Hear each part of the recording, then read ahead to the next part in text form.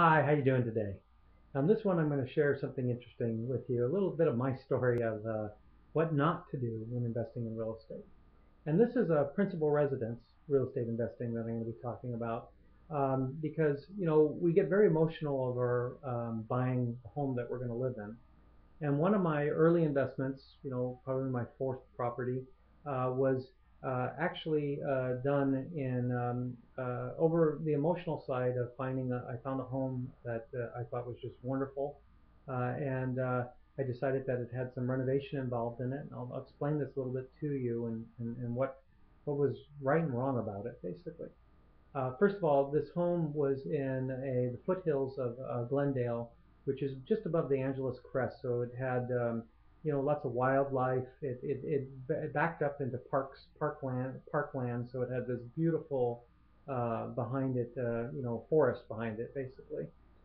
It was a castle, basically, a replica castle built for a Spanish countess in Glendale. She married an American banker in the 1920s. So it was a 1920s home, and they built the home custom to replicate an Italian castle or villa, and it had these big grand towers, and it was typical for a man. I walked into the home and I said, I got to have this. This is going to be my castle. And I was able to buy it very cheap because the home was in very bad condition, extremely bad condition. It had a lot of work to be done to it.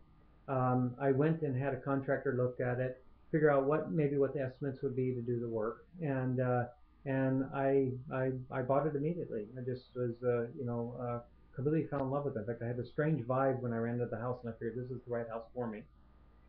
Anyway, as after I moved into it, if you ever saw the movie Money Pit, that's kind of what this property turned into.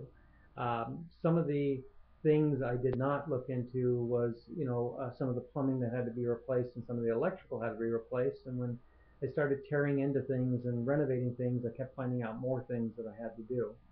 So my renovation that was originally supposed to be $40,000 turned into about $120,000. And but I said, this is my principal residence. I'm going to keep it for a long time. So I really felt that it had some appreciation based on what I did on it. It would be a great home to own. Well, lo and behold, that was going to be home for a 10-year home. The real estate market had a downturn, which all real estate markets have downturns every 7 to 10 years. Um, I really didn't think that way. I kept thinking it didn't matter. Real estate always goes up, but real estate does not always go up. We learned that recently, and you can look historically over the last 80 years. It always has slumps there. It goes down every 7 to 10 years. So with that being said, I got caught when I was ready to sell it because my job got relocated by 100 miles that I could not sell the house. And I got stuck with the house an additional 5, 7 years until the market came back for me to sell it and at least be above water on it. Even more interesting with the house, I eventually ended up selling it to a comedian who liked the eclectic style of the house. Of course, I had done most of the renovation at that point, but there were some fundamental problems with the house that made it difficult to sell. Number one, it was not conforming. What I mean not conforming, it was the biggest home on the block. Now, having the biggest home on the block on an upturn market might be good because everyone gets excited about having lots of square footage. On a downturn, nobody wants to have the largest home on the house on the block, the largest house on the block, because they're afraid of resale and they're thinking smart about resale. So they want to make sure that they're getting a great deal, and at least at a minimum, if it's the largest home, it's being sold at the same price as the small homes were. Well, my home was about 40% bigger than any home on the block, so it was very difficult for me to try to lower my price to match close to theirs. So that was a fundamental wrong idea I had, that buying the biggest home would be a smart move. Um, Secondly, I really didn't take the time. I thought the home was historical and I thought it was interesting. Lo and behold, I found out that it had a reputation in the neighborhood as being a haunted house. And quite frankly, I had some very interesting things occurred in that house that led me to believe that it was haunted as well. In fact, the comedian later went on the circuits, and she was on one of those ghost shows and talking about her haunted house that she bought from me. So the house even went that far as going to national TV on it.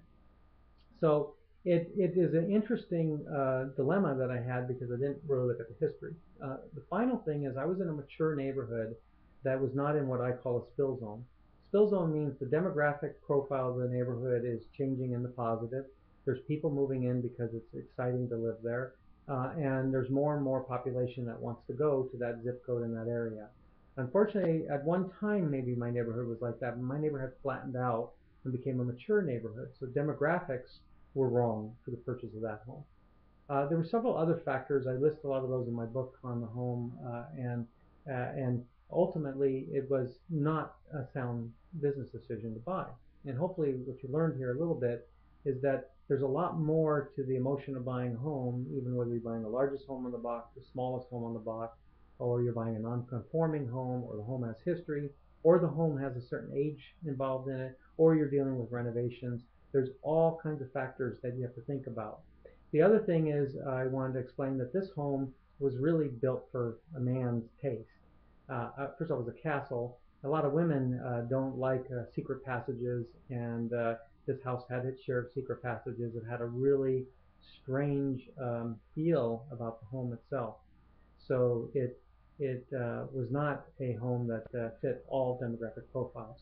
So when you buy a home, even if it's an emotional home or purchase for yourself, you have to think about resale ship. You have to think about how you're going to resell this to the typical buyer, how you're going to appeal to men, women, and multiple demographics. Are the demographics growing in your neighborhood where you have a greater chance at it? How does your house sit on the street compared to the rest of the houses? And being the biggest and best is not necessarily the best way to purchase. So there's some lessons to be learned of do's and not do's on home buying, and to think a little bit more further about. I have many, many others that I go through in detail with my materials that I like to show you. But at least this gives you a good rundown of some things you should think about when you're purchasing. Thank you.